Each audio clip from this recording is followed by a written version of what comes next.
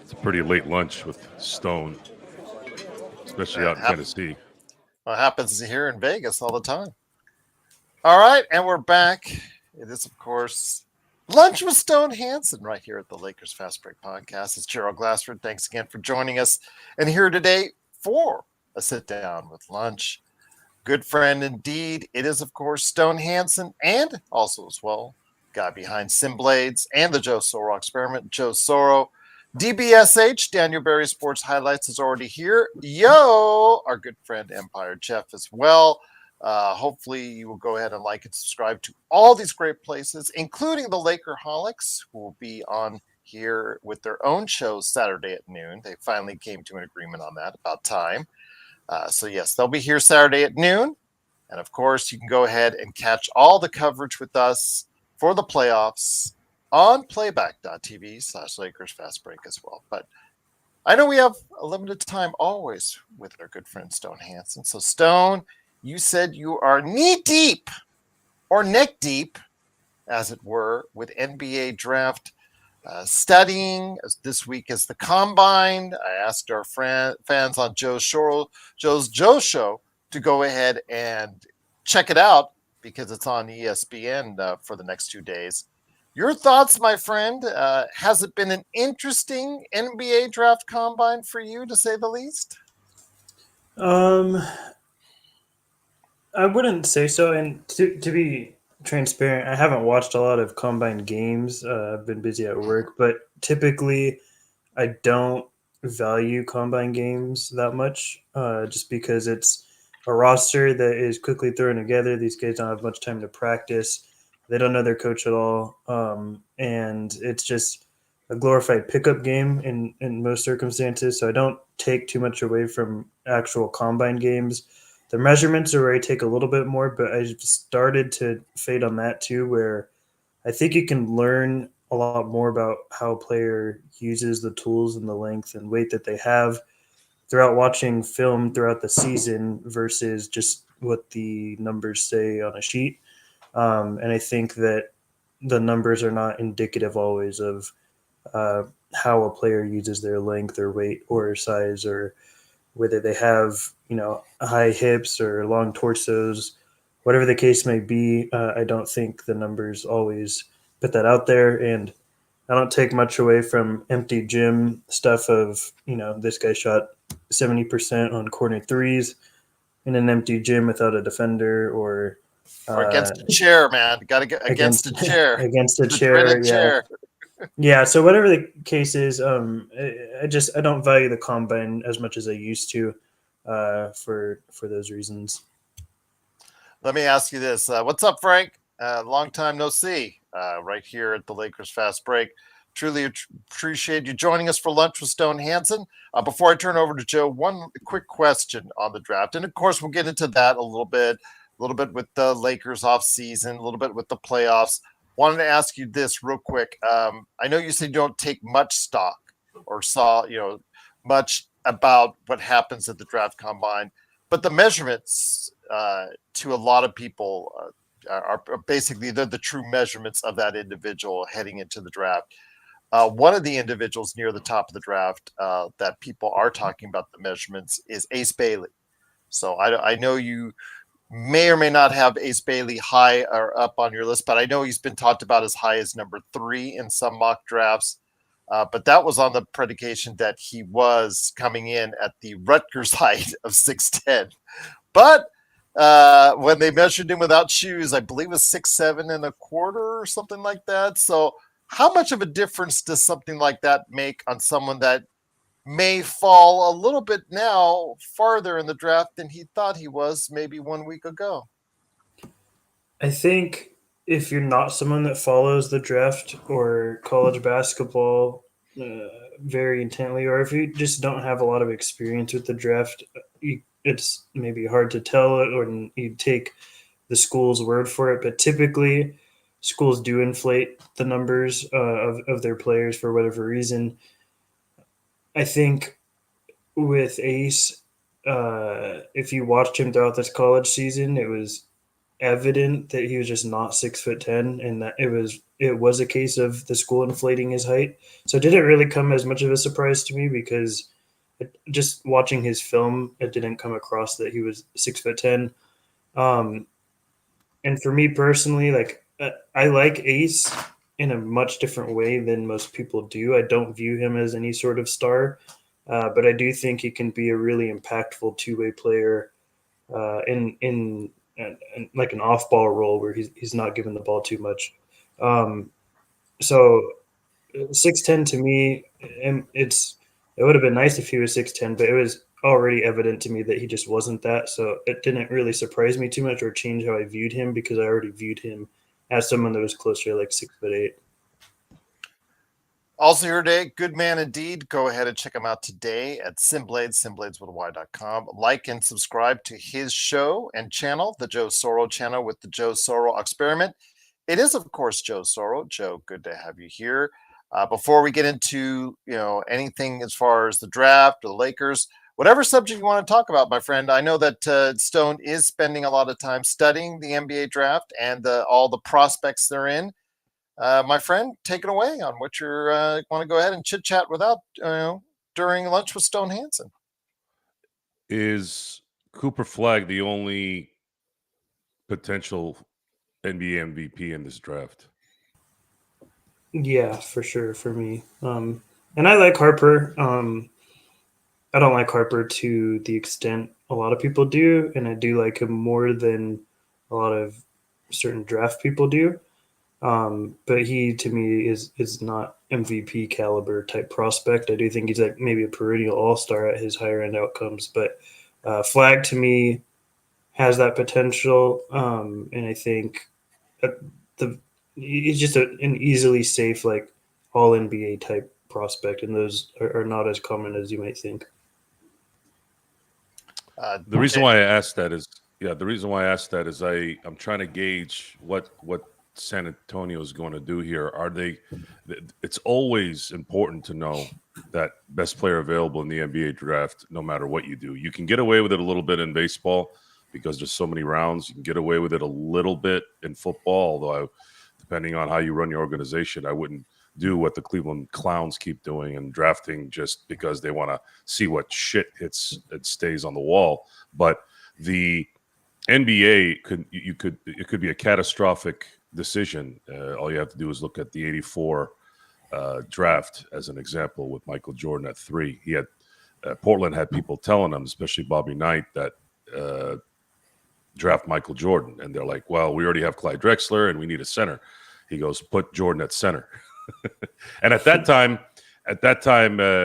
for those who don't know, there's the big man ruled. There's never really been, other than the Michael Jordan era, honestly, in my view, up until this last maybe 10 years, where there was ever a perimeter guy that dominated an era. It was always a big man, right? So no one knew. It wasn't known enough. It wasn't something that people could comprehend. But by looking at what likely will be the second pick, it's going to likely be Dylan Harper. And for me, that seems a little redundant with De'Aaron Fox there. Do they ease Dylan in because they have the ability to do it? Or do you think that's going to clash down the road and they're going to have to trade one of them at some point? There's a few things. First, quickly, I will agree that taking best player available is the route to go, especially like 100% at the top, because the top matters more than drafting in the 50s or 60s. Not to say you can't get a good player there, but to blow a top 3 pick is much more unforgivable than blowing the 56th pick or something. Like it's you have such a better chance of getting an NBA player there. So and best player available becomes, are they the best player available for your team the further into the draft you go? So I think fit matters a little more as you get further along, but certainly at the top of the draft, it's always best player available. For me, I have 2 guys in the second tier. I have Dylan Harper and Con Knippel, and I would swap them for either team, depending on who's picking. For the Spurs, really for any team, actually, I would take Dylan Harper just because around the league, he is perceived as clear cut the second best player, and he has the perceived value of that, and no one else comes to that level in this draft. So he's got more value there. And if I were the Spurs, I'd be looking to move pick 2 because the fit is, as you said, not great. Like Harper's best outcomes involve him being the lead ball handler and initiator for a team, and he won't get that opportunity on the Spurs because they have De'Aaron Fox. Stephon Castle's best outcomes, in my opinion, involve him being more of an off-ball wing rather than a guard. Even though he's a little undersized, I think that is best for him in his game. But Harper's outcomes are a lot more valuable, his higher-end outcomes, than Castle's. And if Harper can't hit that with the Spurs, and you have a generational talent with Wembanyama there, I would look to trade the guy who's more valuable to different teams and build around the generational player and accelerate that win now window while you have a player. Wembanyama is not someone, he's young, but he's already there as a player. He's not someone that he will get better, obviously, but he's not someone you're waiting to become a really good NBA player. He already is one. So if you build around that in the beginning, I think it's better than waiting and building something long term for him, especially in the CBA where it's going to be difficult to give all these young guys their max contracts they're going to want at around the same time. I think go now, win for it now, and most trades that involve getting a star are going to involve that number 2 pick. That's just the reality of it. But I think in the long run, it's probably best for Harper's career to be on a team that values him as a lead initiator and where he'll get that opportunity, and probably best for the Spurs where I think they get more of a win now opportunity. Someone, maybe Giannis, maybe it's someone else, but someone that can really elevate this team and hopefully make a postseason push. Once again, it is the Lakers Fast Break. Lunch with Stone Hansen. From the Upside Swings NBA Draft Podcast. Plus, also, you can follow him today at report_court. He is increasing his level of tweets and also Blue Sky as well. Go ahead and check out what he's posting on the NBA Draft right there for you. And, of course, follow the guys at Upside Swings NBA Draft Podcast. Someone, Bronny for Wemby, who says no, San Antonio does. So let's move on. AJ Dabansa, JSJ wants to say, I know this is touching on next year's draft, but JSJ wants to know, he is hearing he's a LeBron level talent. And, JSJ, before we go into that territory, that's a lot on a kid. That's just putting too much on a kid. I know he's going to BYU and we'll see what happens there, but have you seen any tape on AJ so far? I have not, to be transparent, because I typically don't start my high school film on guys until after this current draft season. So during the summer, typically is when I'll start digging into high school film of the top 20 or so guys, or who are perceived to be the top 20 or so guys headed in before the college season. So I haven't been able to get a good viewing of Dabansta yet, but I plan to over the summer. Let me ask you this, okay, getting to the playoffs before we get into some heavy discussion on the draft and the Lakers. It's right now for later today, Oklahoma City and Denver. We've already seen Indiana move on. We've seen Minnesota, who defeated the Lakers, and now Golden State move on. Your thoughts so far on the NBA playoffs? It's looking more like OKC and the New York Knicks will move on. But again, nothing is certain as of yet. But your thoughts and observations so far on the NBA playoffs, my friend? Yeah, it's definitely not what I expected from I mean, injuries played a big part, I think, in the playoffs for the Eastern Conference, especially. Already Boston was struggling before Tatum went down, but that certainly doesn't help, and they didn't have Porzingis the first couple of games. I think Cleveland were missing guys for a couple of games, and they came back to try and do what they could, but it was very clear that Garland and Mobley to an extent were playing injured. And I think that really it just was unfortunate timing for those guys. And TBD if they are going to run back the same roster. But it's not what I expected headed into the postseason. And obviously, anything can happen in the postseason. I would not count out Indiana or the Timberwolves. I would certainly favor the Thunder or Denver, whoever comes out of that series, over the Timberwolves. But at this point, I would not count them out. The Pacers and Knicks, to me, is the more interesting matchup, where I think they really have the styles of play that they have butt heads against each other. They directly oppose each other, where Indiana is run and gun. They shoot really well. And obviously, the Tibbs-led Knicks are looking to muck things up a bit, slow it down, grind it out. So I'm interested to see how that series plays out. But really, that to me is more of a coin flip. That's more of a 50-50. I think it could really go either way. But whoever comes out of this Thunder Nugget series is who I would probably favor against the Wolves. But I've already been wrong about them once, so I could be wrong again. Joe, any thoughts so far on the playoffs that you wanted to pass along to Stone? As a Laker fan, lost opportunity.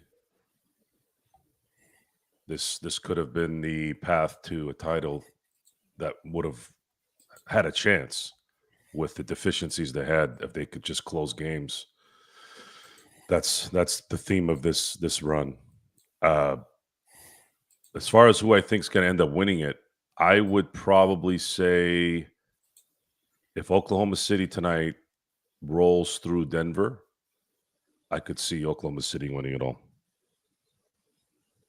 And I do agree that the Pacers, and of course, if the Knicks beat Boston, that matchup will have a little bit of significance in terms of the teams that are involved and the similarities of their ability. It'd be nice to have. Brunson. It would be nice to have if the Knicks could get through and finally win a title. I think that would be something that would enhance the run a little bit more because of the fact that they haven't won one in a while, and it's the Knicks. And the reason why I'm kind of cheering for them is it would solidify the old way of winning. You have the Tom Thibodeau guy that plays his guys and doesn't scare from playing them. You have the Villanova boys there that have already won together, and then they go to the pros and they win together. It's too bad that DiVincenzo isn't there. That would have been kind of cool too. But they probably don't get here without Karl Anthony Towns, and I know that's weird to say considering he's not really been good in the playoffs in recent past. But it would give credibility in terms of not having to play like a bunch of weenies to win it. And the Celtics won it last year because they didn't play one number one guy in the East. It's still a legitimate championship. I don't do that crap, but it was probably one of the easiest paths I think I've seen an NBA team play, or an NBA team have. And this run isn't in any way like it was last year in the East, but I mean, who's to say that Minnesota can't do some things and win it all too as a 6 seed, seeing that injuries are popping up left and right from everywhere. So nothing is for sure because of the fact that injuries have become so prominent now that one injury to Shai Gilgeous, one injury to Brunson, one injury to Halliburton can derail all those teams and anyone can win it. I was going to say, though, a Knicks Indiana Eastern Conference Final is going to be tasty just because of the heat from last year's playoffs with Halliburton versus Brunson, as those two got into it quite a bit with each other. So I'm looking forward to. And we want that. We want drama. We want competitive juices going. That creates the excitement in series and in games. These guys are all friends, which is fine off the court, but we want them to not like each other on the court, and that's just not something we see every day anymore. Absolutely. So, again, if you want to go ahead and follow the playoffs, you can do by going to playback.tv's Lakers Fast Break. I even put 30 minutes of the combine for later today in advance of that game. So start with us at 5 p.m. Pacific on Lakers Fast Break on Playback. But Stone, let me bring it back over to you. Obviously, the Lakers are of main concern for us on this show, including yourself as a Lakers fan. Draft wise, I know that we've talked about it on the show at 55. The options are limited, but if the big man is in order as far as for the Lakers, I do know that the second round of the draft may have as many as 6 or 7 big guys available, 6'10", 6'11", 7 feet and above. According to what most of the prognostications have out there. Your thoughts, is there anyone, and we're not talking about help right away, anybody who thinks that somebody's at 55 that the Lakers can get is going to help right away, that's not going to be it. But your thoughts, Stone, on what the Lakers can look towards as far as a possible pick, and we'll get into the building of the actual rest of the team here in just a second. Unfortunately, you're probably going to have to ask me the same question next month when I've gotten that far on my board. I've watched about 30 guys. I'll update you. Has it changed? And I haven't. There is a lot of big names, big man names that I have on my list to watch still. I know Broom, Kalkbrenner, those guys will probably go a little earlier. Then you got Yang, Zakarski, Vlad Golden, all those guys, Condon. I have to get to all of them. Williams? I'm sorry. Amari Williams from Kentucky. Yeah, Williams, Eric Dixon. There's a ton of guys that I have on my list. I have to get to them. I plan to this month cover a lot of names, a lot of players as much as I can, but I just haven't gotten that far into around the 55th pick range of guys that would be available in that range to really have a strong opinion yet. But hopefully, by the end of the month, I'll have a good list of names for you. All right. But yes, I mean, for those looking for I don't want to call him a project because that's the old way we used to say it, a big man we can develop. How about that? There are possibilities, but it would be best if the Lakers can find some way to move up in that second round to have more possibilities on that. Intel Wild says, lunch with Stone. What are we eating, fellas? So I've got tacos waiting for me after the show. Joe, Stone, what you eating? I've not eaten today, so I got to figure that out. Okay, fair enough. Joe? I wrote it. Okay, there you go. All right, fair enough. Thank you for the super chat, Intel.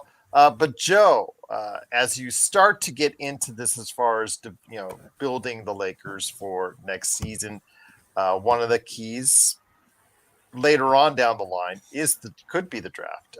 Again, 55 last year brought us Bronny James. For whatever that is, we'll have to wait and see how that works out. But 55, I think that I'm seeing more possibilities than what I saw this time last year. I don't know if Stone, in his early synopsis, may differ on that. But anything that is starting to appeal to you, Joe, about what the Lakers can do with the NBA draft this year, if at all possible? I don't have the luxury of being able to follow as much college basketball as I wish I could.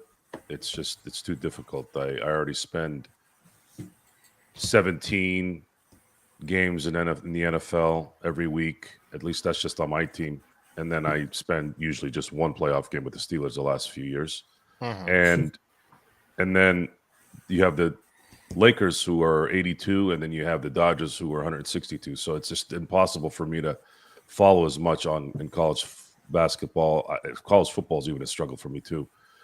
But what I am, in terms of what I do know, on which direction they could go. I would say do what you can to maybe get a surprise center in the second round, someone who might do well. Is it Golden out of Michigan? Is it Williams, Amari Williams out of Kentucky? Will they drop to 55? Something like that. I'd say, even though you want to pick the best possible player, no matter what, would you be able to find another gem in the second round that's a big? Because I think those guys are a little bit harder to find outside the draft. Where the Lakers have been fortunate that they've been able to get good guard perimeter help just from free agency. You got guys like Caruso, you got guys like Reeves. It's look at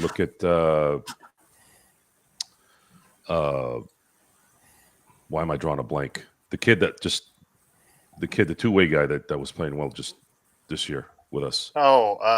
Jameson. No, the guard. Oh, Goodwin. Goodwin, jeez, totally blanked. Gotta have sports baby yell at it. Goodwin. Yeah, Goodwin. So they seem to find the little guys. I'll just call them little guys. They find the little guys who are all probably taller than me too, by the way, that are just kind of hovering around. It would be nice to see if they could find a gem there at 55, so that in maybe a year or two he plays a big part in the Luka run. Because really, I'm still looking at, no matter what the Lakers do, except if they continue with LeBron after 2026, then at that point, everything kind of shifts into a deeper hole, in my view. If they are to be serious about being a contender at before the season starts, I feel that the 2027 season, that summer will be the summer where they become that. And then they go into 2027, 2028 season as one of the favorites to win it all. And then that likely be a run. It'll be a run of the Lakers being the team that's going to play for championships. That's how I've looked at the timeline.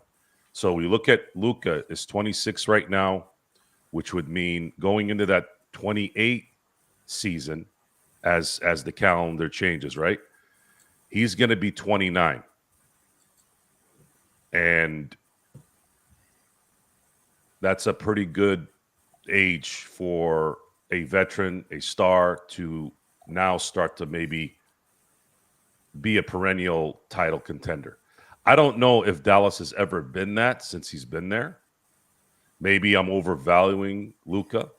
But a lot of this has to do with more. It's just more than Luka. I believe it's going to need that much time so that the Lakers can get out of what they're in now and have the ability to probably get someone else that could play with Luka, and that means a second star. And I have no idea who that guy is going to be. I do think that the 27 summer will produce something at the latest, and the Lakers will have a chance at making something happen there. I hope it's next year. I actually would wish for it to be a year ahead, but I'm trying to go with how they are set up now and the realistic expectations of talent that could be available or under contracts now that I see would be available in 2027 versus 2026. So I'll ask you this, Stone, and once again, thank you so much for joining us for lunch right here with Stone Hansen, right here at the Lakers Fast Break. You're trying to build around Luka. Whatever we say about LeBron retiring or hopefully taking a shorter deal and not the 1-and-1 that is rumored to possibility as well. I know that Joe's been very, very vocal about that. But the fact is, I feel that what we're seeing with the Tatum injury and the other injuries that are out there, plus also the fact it just seems like it's a very wide open NBA right now. Even if we have Oklahoma City as the winner, I don't see them as a definitive back-to-back champion. I see a window opening. I see it harder on the Western Conference side, but I also see a fact that there is a pathway for the Lakers to have success sooner rather than later if that's the case, what do you do to build around Luka? And do you start building that in great detail this summer, Stone?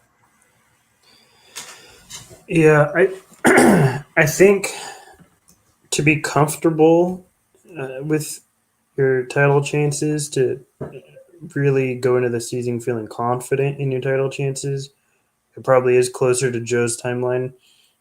I think to give yourself a legitimate chance, it could be next year. I think it if you have a big that is the ideal big that I've talked about, that can defend in space, can protect the rim, can be a lob threat. I think that gives you and if in addition to that you get another perimeter defender, a wing perimeter defender, if you can in some way acquire those two things over the course of this off season, I think it does give you a legitimate chance to go for it this year. You're probably not going to be as confident in it as you would be a couple years out, like Joe is saying, but I think it does still give you a decent chance to really go for it. How the Lakers do that, what do they give up, who they get in return, that's all to be determined. And from what Palinka said, those are the two things that they're looking at. Hopefully, they've identified the problems correctly. Now the hope is that they identify the players that solve those problems correctly. That is sort of what we need to figure out. And if they can do that, I think we do have a legitimate chance to go all the way next season. Who those players are, I'll hopefully have a list at some point, but I think that's really got to be the focus. And thankfully, Palinka says that is the focus. So hopefully his actions follow and we get those two things. So I know for you, Joe, again, and you'll be stressing it again, LeBron is obviously weighing in on a lot of this because of the fact we're in limbo right now on what the decision-making process will be for LeBron. Does he retire? Does he opt out? And get some one-on-one? Does he opt out and go somewhere else? Or does he just stay on for another year and retire? I know what you've said on the radio several times, and I know it will be bearing repeating at extensive points during the course of this summer, but the key for this team is actually what LeBron will be doing over the course of the next year or 2 years. My guess is if the Lakers do not agree on extending LeBron, meaning allowing another 1+1, I do believe that LeBron will announce his retirement after the end of 2026. This is why it's important that the Lakers make a decision for the betterment of this next run, and that is telling LeBron, we are not going to do a 1+1. We're going to let you play out. You're going to pick up the option and you'll play out the last year, with a caveat: if the Lakers win it all next year, we can come back to the table and maybe do another year as a, hey, you know what, you brought us another title, let's go after it again, that kind of thing. That's it. There is no other option that I see that would benefit the Lakers. Everything else would benefit LeBron, and I think I'm about done with benefiting LeBron. But LeBron has benefited from every contract and every team he's been on. He has brought a title to LA, he's brought a title to Miami, and he's brought a title to Cleveland. But it's at the expense of our tolerance of him being around too long. Even Dan Gilbert, and I can't remember if he'd had his stroke. I think it might have been right before he had his stroke in Cleveland. Imagine a player so popular and so good, right? And for 11 years he played for your team, brought you a championship, made you an exciting thing in a shithole in Cleveland. All that, and he still didn't want anything to do with LeBron towards the end. LeBron James and his culture is extremely draining to a fan base like me. He's draining. It's a constant battle of talking about stuff that does not matter. It's constantly battling the singular fan versus the team fan. And right now, the Lakers put themselves in a position to where they can compete. They have a huge ace that they brought in that no one expected them to get. And it's now time because the expiring contracts are here. They are here in a few weeks when the season's over. It's time to now focus on what's next. And what's next is LeBron needs to be playing his last year in LA, barring a championship next year. If they do that, then anything can happen. The Lakers could get a player out there that could demand a trade to LA, and the Lakers will have expiring contracts or maybe money that they're able to spend next summer, whatever. However that plays out, at least they'll have options versus worrying about what we've been worrying about the last 2 seasons, which is we don't have any money. We got our asses kicked again in the first round. And what are we still talking about in those 2 off seasons? What is good for LeBron? Fuck LeBron. I'm tired of talking about what's good for LeBron. Now it's time for what's good for Luka and his run. That's important. Nico, I don't believe in any way. This could change. I doubt it. I don't believe in any way that Dallas will be doing a trade with LA for the foreseeable future for even a second round pick trading for money. I don't even think they'll do a deal like that with LA right now. I think that door has shut, probably for PR reasons. As far as Gafford coming to LA as a free agent, the Lakers would have to wait till next year, and I haven't had a chance to look at his deal right now. I'd have to look. I think he's around 13 million right now. Is he expiring this year? This year and next year. I can't remember. Is it next year? I'll take a look at it. I'll find it out for you guys. Okay, so his last year's next year. So he finishes his last season, or he finishes his last year next year. If they are to get him, if they get him next year, because they have enough money to get him, sure, I would definitely look at that. I think he'd be a good fit. But the Lakers have to get a second star too, unless they get 4 studs, guys that are very good at each position that cater to the game that they're going to play with Luka. That's the only way. Otherwise, you have to have a second star and then for sure a really good center, bona fide, legit starting center. And then the other guys can be like shooters, guys that are going to be really there to make sure that they keep everyone at bay, because you either have to pick your poison with Luka going to the basket or shooting, or you got to stay on them. Otherwise, they're going to hit every shot from 3. So I'll bring it back to you, Stone. And once again, thanks again for joining us with Lunch with Stone Hansen. Truly appreciate it.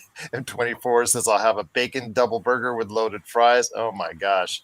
There goes the cholesterol right there for you. But all right, M24, sounds good to me. You will get no arguments from me on that. One of the things I did want to ask you, though, is with the options that the Lakers have, they have a lot of expiring contracts they can throw. They're not huge money expiring contracts as a single entity, but together they total about in excess of $40 million, just to give you an idea. If you put together Austin's, you put together Rui's, Gabe Vincent's, Maxi Kleber's, that's in excess of $40 million, close to $50 million. So that's something the Lakers can utilize. They have a draft pick, as far as a first-round draft pick they can still trade, and up to 5 first-round pick swaps they can utilize. Is it something of interest that you can go out and get the kind of players that might improve our chances going forward, Stone? Is that something that could be intriguing to other GMs around the league? I mean, I think so. The expirings always hold a certain level of value. I think the swaps hold value depending on how many you're putting together. I would imagine a deal with like 3 swaps and then one deal with maybe 2 swaps in the first. Something like that, if you can split them up that way, holds intrigue. I think we have enough to get a center, and if we're including Reeves in that, to get a center and a high level perimeter defender. I think that the question is, are those players available for the teams that might be looking to move them, because they're in limited supply. Those are two skill sets, I would say, a wing perimeter defender and a lob threat shot blocking big. They're not in abundance within the league right now, and it's difficult to find those players that are in situations where the team might consider moving them. But there's always room to make deals. Obviously, as we saw with Luka, you can never fully rule something out. And I think the Lakers have the capital to do that. They do not have the capital, in my opinion, because of the lack of picks to really go for a star like Joe was talking about. Like, I don't think we have the capital to go for a Giannis, to go for whoever the case may be. But I think the two ways of looking at it would be preserve the swaps and the unprotected first that you have to maybe go for that star in a couple of years. But my line of thinking personally would be to use all the assets that you have available to you right now. And I because I do believe that those two things give you a chance at a championship. And I think prolonging that is you're putting more questions on the table of, can we really get this guy? Will Luka be healthy by then? You never know what happens in a matter of a few years. Not to say I'm bank on injuries or anything, because unless they're chronic, I don't. But I think that there's just more variables at play the longer you wait. And I would rather utilize the assets that we have now. And it's going to be interesting to see, who those players are around the league. But I've come to terms with being okay on trading Reeves if that means bringing in the right talent.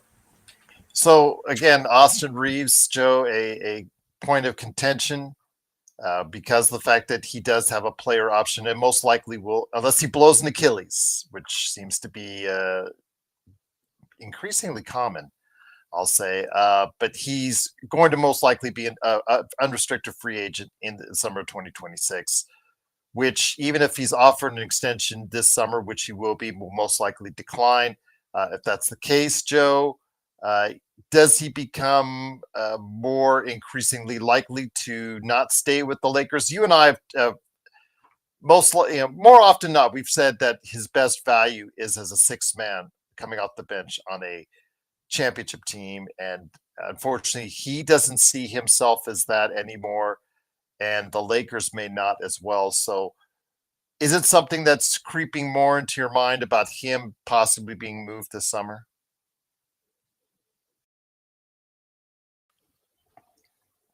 If the right deal is there, yeah, but I don't think it's a priority. Why so? Because he is the most marketable and most movable commodity that the Lakers have at this point. I don't understand the over. So here's my interpretation here. This guy sucks, apparently, to most Laker fans, and the two-faced fucks that are in the media that say he's great one day and then he sucks the next day, right? Then you guys think that they're going to trade this guy for some haul, or maybe not a haul. First off, based on the just his or they're going to contract trade him for alone. what? What are you going to trade $14 million for?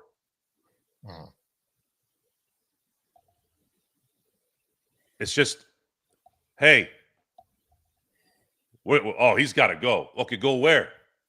Where's he going? Who are you getting for $14 million? You can't get DeAndre Ayton for him. DeAndre makes more than double there. So what are you going to do? Now, what are you going to do? You're going to take Kleber. You're going to take Vincent. Right? Oh, because they're expiring contracts. Oh, yeah, I'm sure there's going to be teams just clamoring to give their better player for Austin Reeves, who apparently sucks. Oh, and please take our garbage too. Oh, but it's for a first-round pick. What's that first-round pick going to mean, really, in a few years when the Lakers are competing? It's going to be a late 20 pick. It's not going to really be that big of a deal. Mm-hmm. So all these things factor into that. And this assumption that Reeves is going to get this $30 to $35 million contract next year as he doesn't accept the extension. How many times have we seen just in the last few years where people made major mistakes, opting out and thinking they were worth more than they were? More than once. We had one guy even on our team that turned down an $84 million contract, which, by the way, thank you, Schroeder, for doing that. That actually was a good move that didn't backfire, except to him. Nerlens Noel is another one. KCP was another guy, but we actually got the benefit of that when he didn't take the big money, right?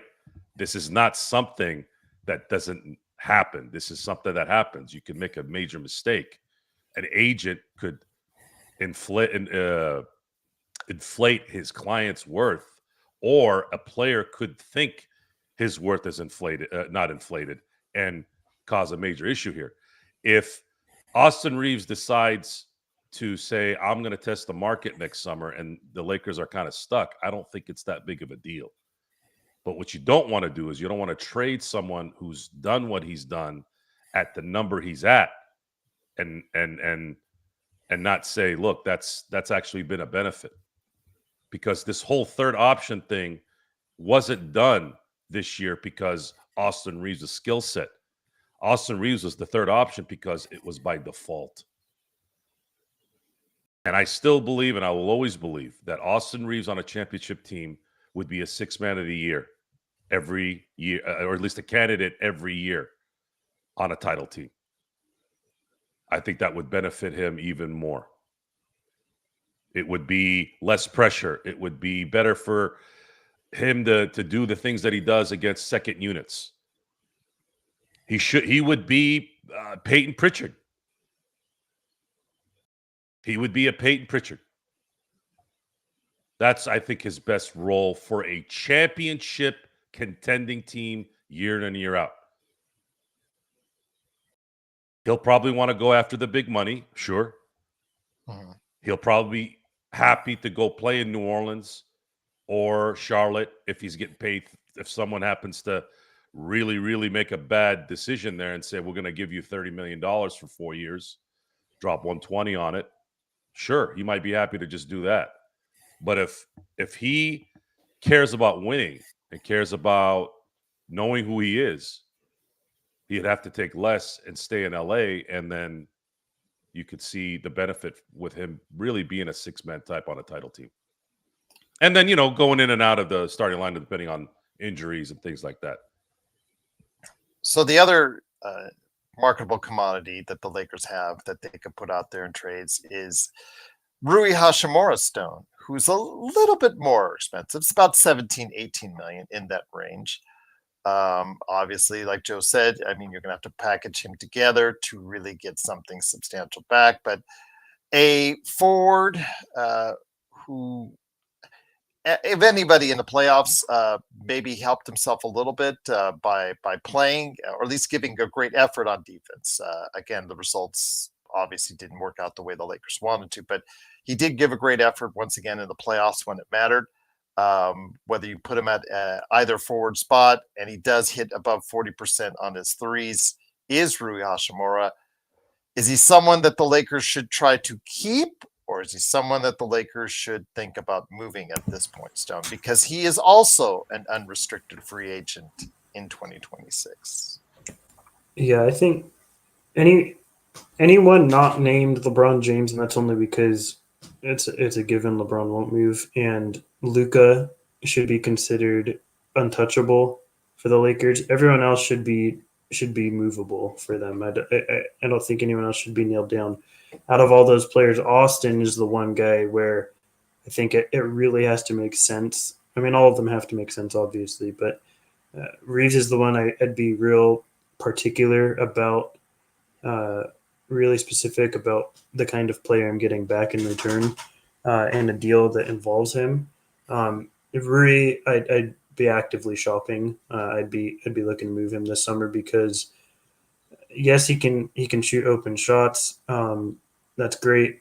I think defensively he's gotten better as a team defender. I think as an individual defender he really struggles.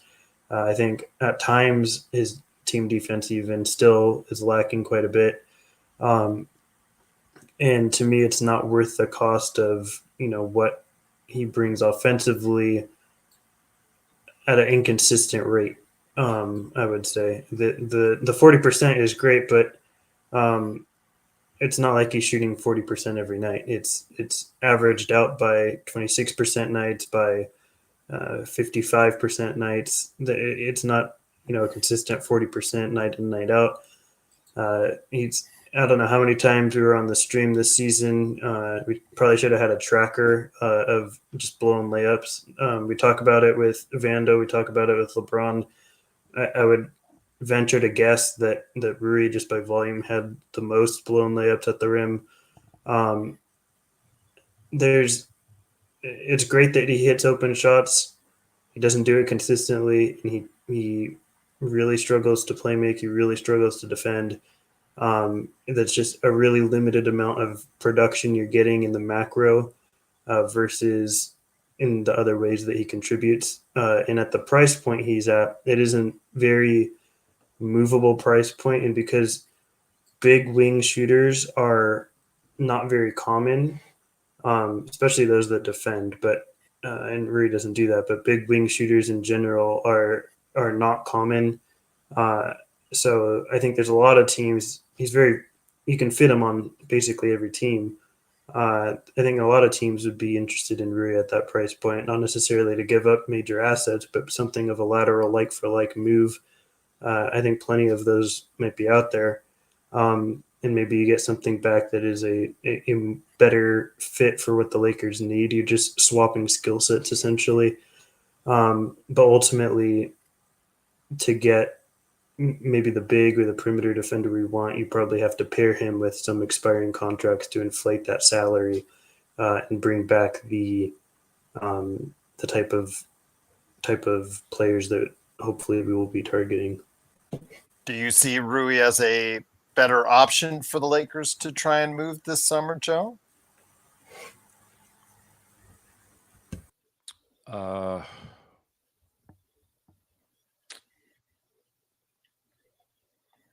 I think everybody's an option. Okay. I'm not married to anybody that's on the roster right now except for Luka and LeBron. LeBron's coming back one way or the other, in my view. The Lakers know what they need to get, and I believe they will get at least one out of the two, and it's probably going to be a big, because a lot of their philosophy going in the next year will be, if we had just had a competent front court, we would have been able to probably compete in the playoffs better. And I think that's how they're going to look at this. But that they also need to do is they need to find some trap busters, because the only way you're going to be able to stop Luka is doing what they did here towards the end of the year, where the Lakers couldn't get out of whatever rut. And the fact that JJ Redick really kind of failed in creating opportunities for better shots, better results at the end of games. My ask for JJ is, can you please work on creating plays so that you can get your best clutch player to have an opportunity to make a shot at the end of games. Those games are crucial to championship runs. No matter how good the Kobe Shaq era was, they still needed Ron Harper to hit a game-winning shot in Portland in Game 3 in 2000. They still needed Ori to hit a three that saved their season in 2002. They still needed Ori to hit the 3 in game 3 in Philly when it was going back and forth in the 2001 season, the season where they dominated for 3 months. They still needed that crucial 3-point shot where Kobe found them on the corner, and then Ori turns around and basically kind of does an F you to whatever Philly fan was there talking smack. These are important parts of these games. And I know that most of the people here don't remember those. People that were watching it don't remember it. But if you go back and watch those series and those games, these end of the game decisions, end of the game makes. And I'm telling you, the D Fish .4, the Robert Ory's, and I haven't even gotten to the Powell putback. I haven't even gotten to the Ron Artest putback. I haven't gotten to Artest hitting the 3 in game 7. This is all part of that winning formula. And the Lakers right now do not have that formula at all in any way. They have to solve that problem while getting everybody together to go on a run.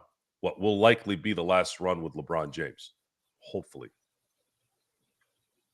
And if you can't do that, if you cannot create that with tools that have that ability, then you're not going to win. And JJ Redick's going to be another dead coach that's going to be a former Laker coach. And that's something I'll end our conversation for lunch with you, Stone, is JJ. I know that as he got through the playoffs, he had his first taste of the playoffs, but made some decisions which, kind of perplexed quite a few people, including on this show. Playing 5 guys only for the entire second half of the next to last game for the Lakers was obviously one of those perplexing things.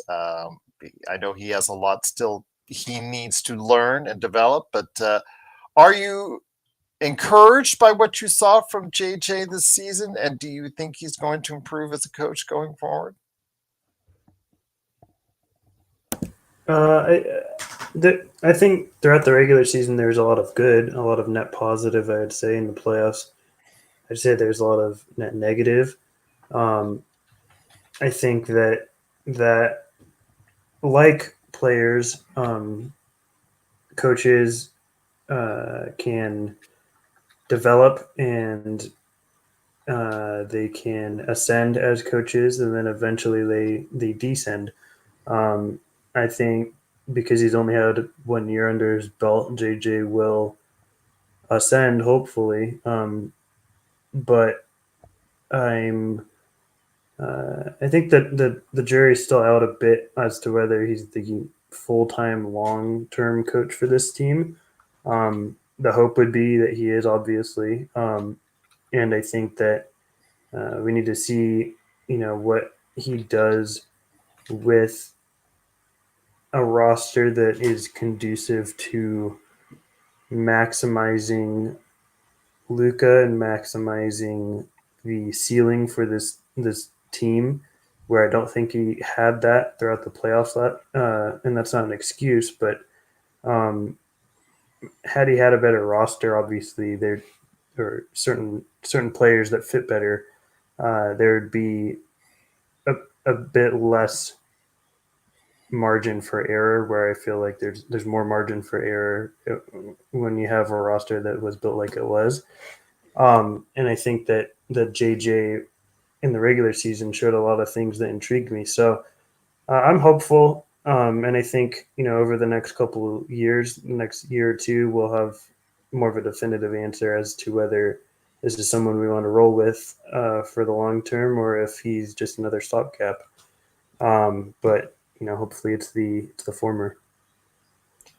So before we head on out, Joe, any last thoughts? Again, you also want to make sure you like and subscribe to the Joe Soro channel for the Joe Soro Experiment.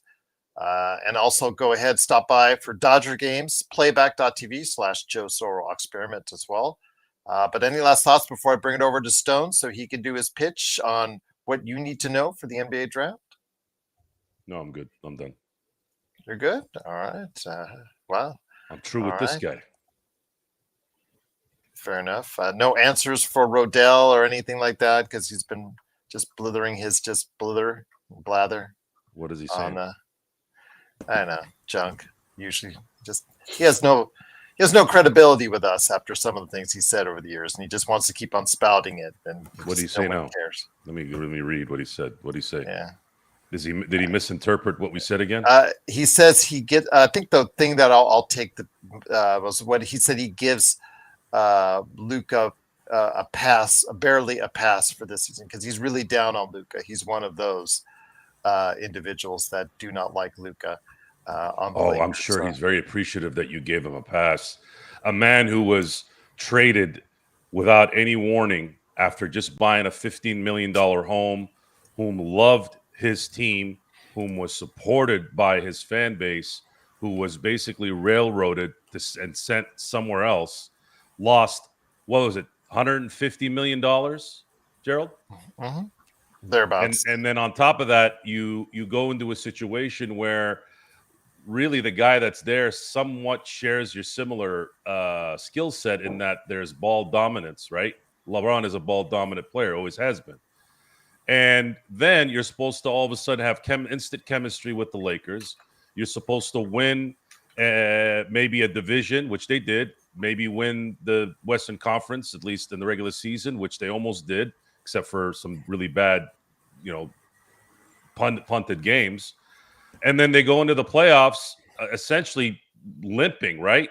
They're all pretty much dead emotionally and physically. And then all of a sudden they get waxed by Minnesota, which is a younger team, more athletic team. And you can see that they're pretty good considering they're going to be in the Western Conference Finals again. Oh, but some guy on the internet is going to give Luka a pass. I'm sure you're going to get a care package for that. In the end here, we are critical of these players, and rightfully so, even though we're a bunch of schmucks online. But I don't come from delusion when I say this. I come from a sports fan who knows the sport. Just because I didn't play in the NBA doesn't know I don't know basketball. We're not talking about rocket science here. And even rocket scientists, when they learn what they learn, it becomes second nature to them.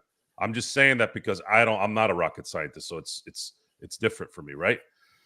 So the Lakers,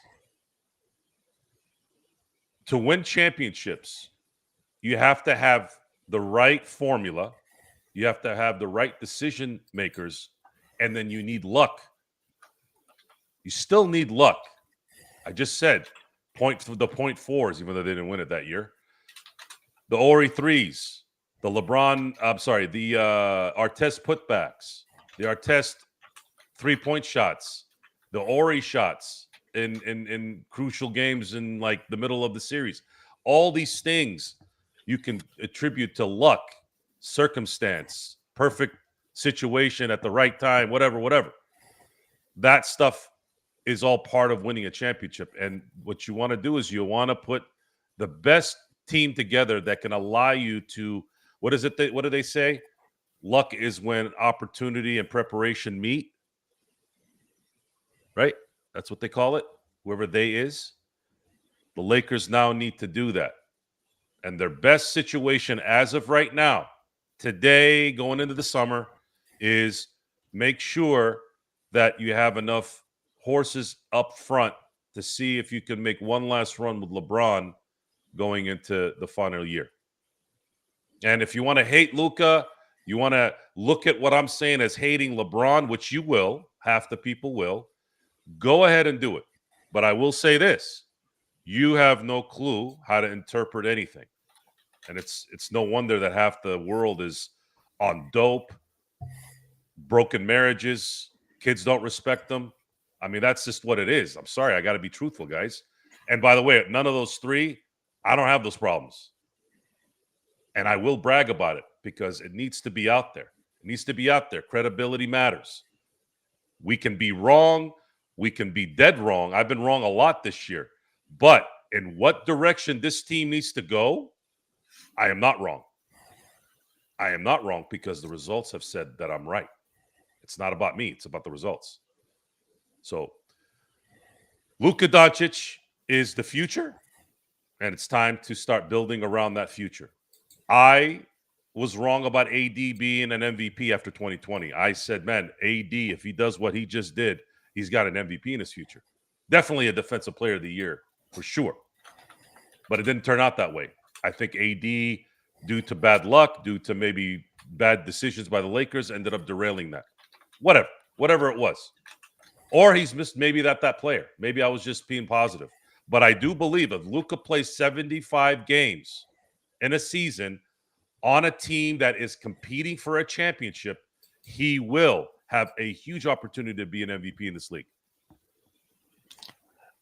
Felix, the only chance that the Lakers have with Giannis is if he specifically asks to go to LA, because they just don't have enough assets compared to other teams like OKC, Houston, Brooklyn, et cetera, San Antonio, that can probably get a lot more in a haul. When did I become a Luka stand?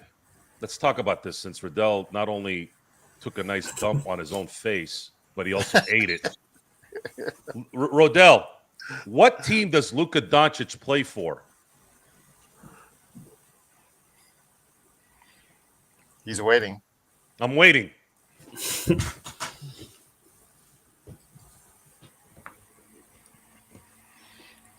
Who does Luka play for? Did you snivel away? How am I a Luka stan when the motherfucker is a Laker? So I'm supporting a Laker player as a Laker fan, and I'm a Laker stan. You just exposed yourself even more. You are not a Laker fan. You are a I don't know what fan. You're a half a brain fan. Of course, I'm going to say I'm going to support Luka Doncic. He's a 26-year-old future Hall of Famer in his prime, playing for my favorite team. Who do you want me to support? Giannis in Milwaukee? Who? Pablo in Orlando? Who do you want me to be a stan for? The Celtics. Oh, you want me to go? You want me to go skip with Jason Tatum out in Boston? You can't do that right now. What the fuck is wrong with your stupid comments? Fuck LeBron right now. Fuck LeBron. That's what I'm saying. You know why? Because he's fucking us if he decides to make some kind of deal with the Lakers where he's going to play longer than 2026. Why the LeBron hate? Have you watched this? Have you watched the last 4 seasons? Go be a LeBron fan somewhere else. Honestly, go be a LeBron fan somewhere else. I have a history of not liking Laker players. Who's LeBron?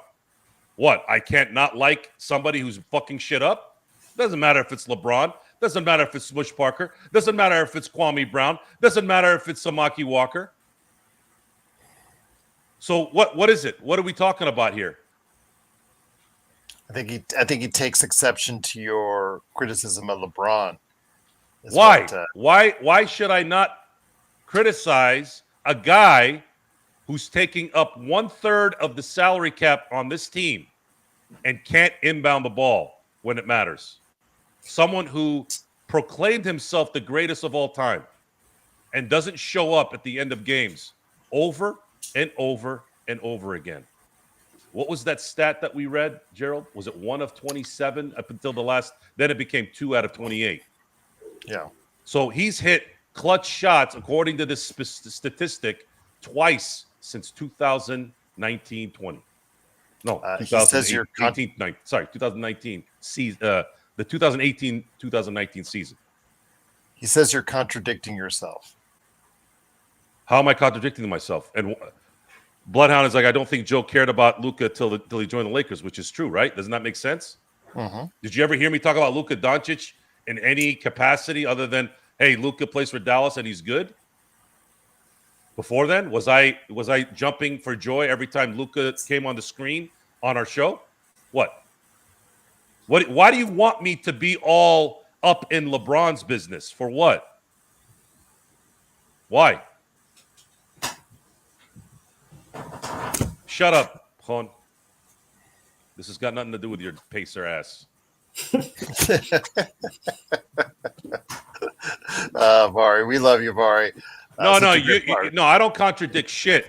Your half brain does not compute. You don't understand anything about how my brain works. That's your problem. You keep assuming things. I care about winning. And the way LeBron has played recently for a few years now is a detriment to winning. I don't give a shit if it was Shaq. I don't care if it was Kobe. I don't care if it was Magic. I don't care if it was Kareem. If those guys were all doing what LeBron was doing right now, I'd be all over them. So if you think this is just a LeBron thing, then you're a fucking moron, which you probably are anyways, because you don't get it. It's either that or you're just a masochist that just starts shit and wants us to get pissed at you because it gets you attention, which is fine because people like what I'm doing right now. Not a little bit, and I'm good with that. LeBron has brought more to the Lakers than Luka. Okay, can you give the guy a fucking minute so we can see what he can do? He's been here for 4 minutes. How about wait? It's just like the Ohtani Barry Bonds conversation that's starting now. Who's the greatest baseball player of all time? I'm like, can you fucking wait till Ohtani's done? Bonds has been retired for 20 years. Can you let Ohtani finish his career before we compare? All you motherfuckers do is compare at times that you shouldn't even be comparing. LeBron is still playing, and we're still talking about him and Jordan, which, by the way, in a billion years, he will never be better than Michael. He's not even better than Kobe. And I will die on that hill, which I won't die because that hill will be defended. Felix on Facebook, yes, Joe has said at times he is just padding his legacy in stats. So to go back to the Ohtani thing, did you guys hear about how he could have had a 15-year contract?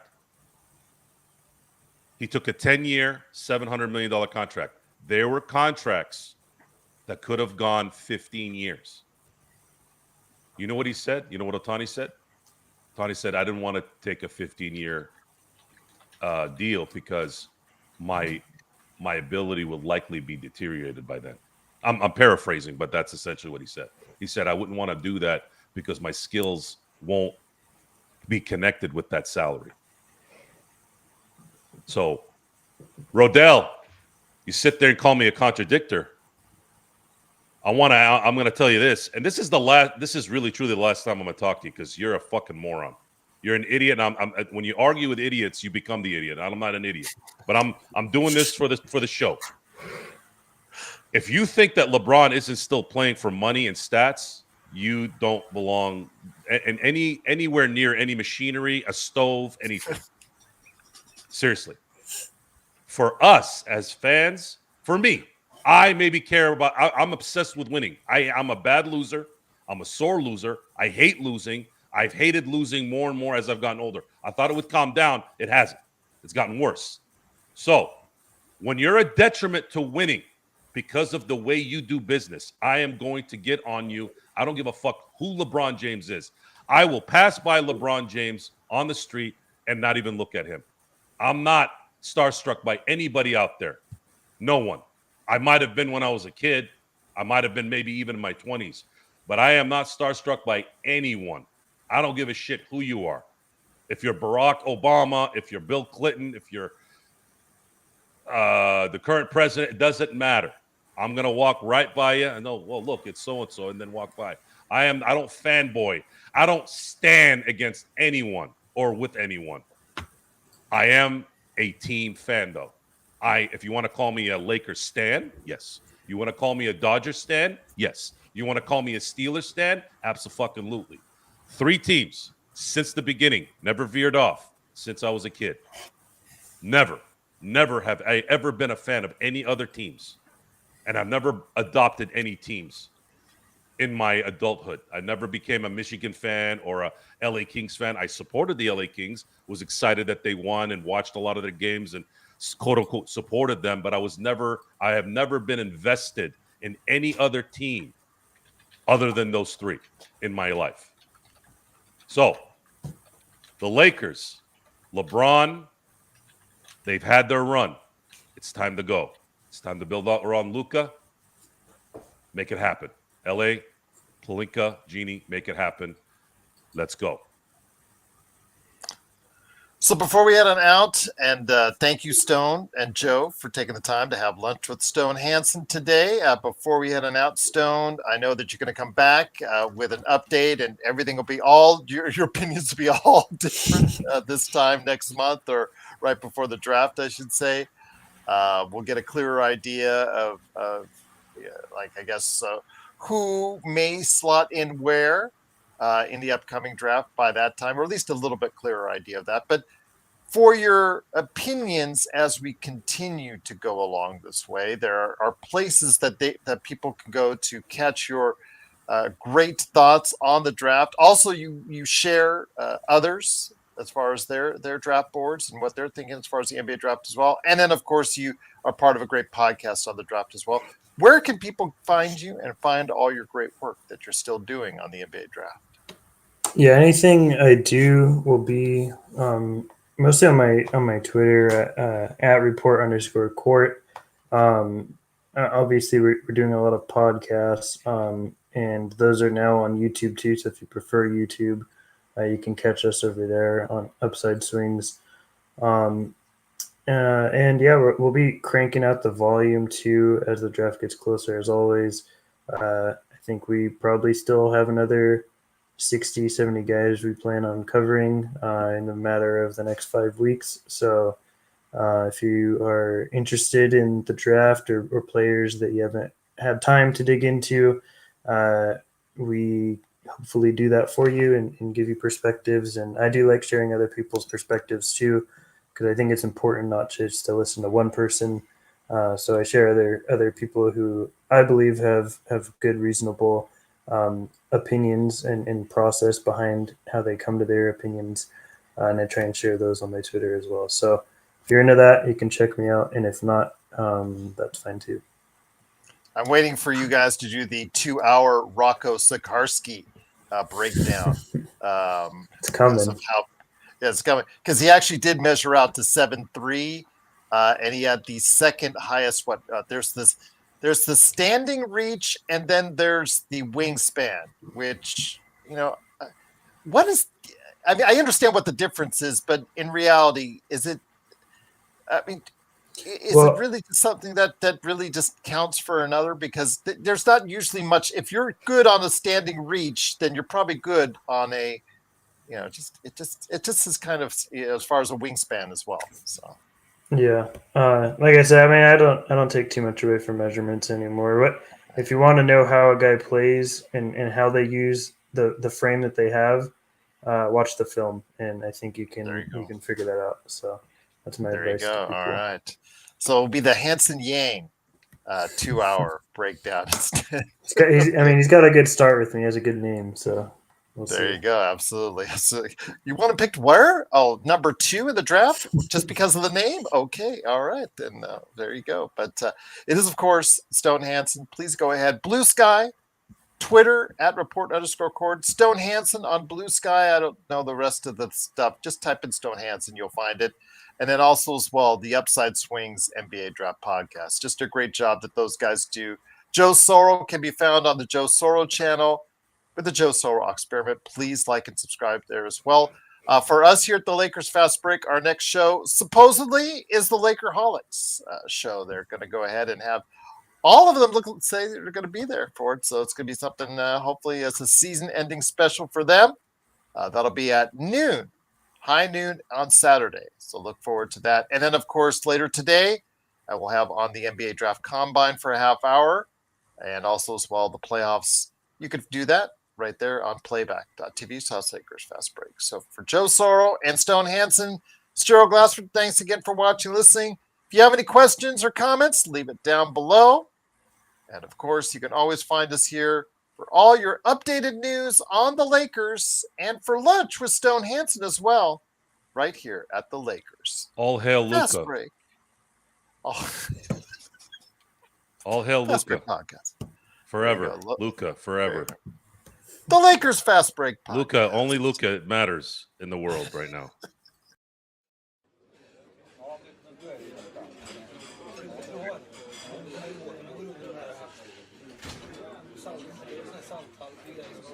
I say Luca every time I brush my teeth.